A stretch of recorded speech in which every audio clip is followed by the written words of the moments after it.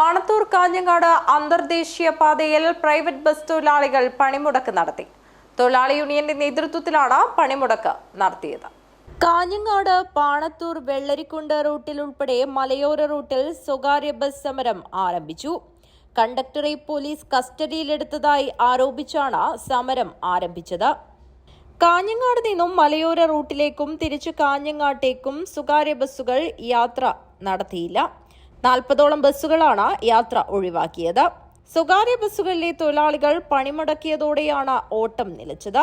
കഴിഞ്ഞ ദിവസം കോളിച്ചാലിൽ ഒരു വിദ്യാർത്ഥിനിയെ റഷാദ് ബസ്സിൽ കയറ്റിയില്ലെന്നാരോപിച്ച് തർക്കമുണ്ടായിരുന്നു. ഇതുമായി ബന്ധപ്പെട്ട് കണ്ടക്ടർ കോളിച്ചാലിലെ സുനിൽ എന്ന സുഗു രാജപുരം പോലീസിൽ പരാതി നൽകി. ഈ പരാതിയിൽ ചർച്ചയ്ക്ക് രാജപുരം സ്റ്റേഷനിലെത്തിയ സുനിലിനെ പോലീസ് കസ്റ്റഡിയിലെടുത്തെന്നാരോപിച്ചാണ് ബസ് തൊഴിലാളികൾ പണിമുടക്കിയത്. കാഞ്ഞങ്ങാട്ടും പാണത്തൂരിലും വെള്ളരിക്കുണ്ട് ഉൾപ്പെടെയുള്ള സ്ഥലങ്ങളിൽ ബസ്സുകൾ നിർത്തിയിട്ടു. News bureau, Panathur.